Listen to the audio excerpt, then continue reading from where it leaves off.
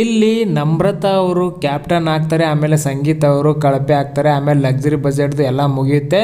ಇದಾದ ಮೇಲೆ ಕೆಲಸವನ್ನು ಹಂಚುವ ಒಂದು ಟೈಮ್ ಬರುತ್ತಲ್ಲ, ಆ ಟೈಮಲ್ಲಿ ಇಲ್ಲಿ ತನಿಷಾ ಮತ್ತು ನಮ್ರತಾ ಅವರ ಮಧ್ಯೆ ಹೆವಿ ಅಂದರೆ ಹೆವಿ ಜಗಳ ಆಗುತ್ತೆ. ಇದು ಅಷ್ಟು ಆ ರೇಂಜಿಗೆ ಜಗಳ ಅಲ್ಲ, ಹೆವಿ ಅಂದರೆ ನೆಕ್ಸ್ಟ್ ಲೆವೆಲ್ ಜಗಳ ಅಂತಲೇ ಹೇಳ್ಬೋದು. ಇಲ್ಲಿ ಆ್ಯಕ್ಚುಲಿ ಹೇಳ್ಬೇಕಂದ್ರೆ ಮೊದಲು ಸಂಗೀತ ಅವರಿಗೆ ಕಳಪೆ ಎಲ್ಲ ಕೊಡ್ತಾರೆ, ಅವ್ರಿಗೆ ಕಳಿಸ್ತಾರೆ. ಅವರು ಕಡಕ್ ಡೈಲಾಗ್ ಓಡ್ತಾರೆ ಸಂಗೀತ ಅವರು.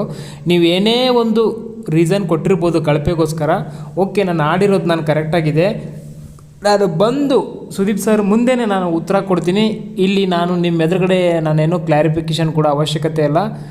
ಕಳಪೆ 2 ಸರ್ತಿ ಬಂದಿದೆ, ಇನ್ನೂ ಎಷ್ಟು ಸರ್ತಿ ಬೇಕಾದರೂ ಬರಲಿ, ನಾನು ನನ್ನ ಥರನೇ ಇರ್ತೀನಿ, ಯಾರಿಗೂ ಬಕೆಟ್ ಹಿಡಿಯೋಕ್ಕೆ ಬಂದಿಲ್ಲ ನಾನು ಅನ್ನೋ ರೀತಿಯಲ್ಲಿ ಇಲ್ಲಿ ಸಂಗೀತ ಅವ್ರು ಹೇಳ್ತಾರೆ.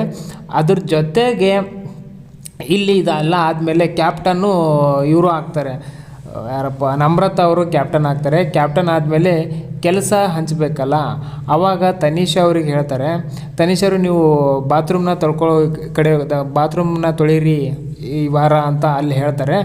ಆವಾಗ ತನಿಷಾ ಅವ್ರು ಹೇಳ್ತಾರೆ, ನಾನು ಲಾಸ್ಟ್ ವೀಕು ಕೂಡ ಬಾತ್ರೂಮ್ ತೊಳೆದಿತ್ತು, ದಯವಿಟ್ಟು ನನಗೆ ಕಿಚನಲ್ಲಿ ಏನಾದರೂ ಕೊಡಿ ಪ್ಲೀಸ್ ಅಂತ ಹೇಳ್ತಾರೆ.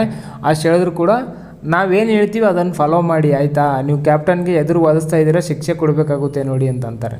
ಇಲ್ಲ ರೀ, ನಾನು ಹೇಳ್ತಿರೋದೇನು ನಿಮಗೆ, ಲಾಸ್ಟ್ ವೀಕು ಅಲ್ಲೇ ಇದ್ದೆ ನಾನು, ನಂಗೆ ಕಾಲ್ಗೂ ಇನ್ನೂ ಸ್ವಲ್ಪ ಪ್ರಾಬ್ಲಮ್ ಆಗ್ತಿದೆ, ಕಿಚನಲ್ಲಿ ಆರಾಮಾಗಿ ಚೇರ್ ಮೇಲೆ ಕೂತ್ಕೊಂಡು ನಾನು ಕೆಲಸ ಮಾಡ್ಬೋದು ಆರಾಮಾಗಿ ಅಂತ ಇಲ್ಲಿ ಹೇಳ್ತಾರೆ.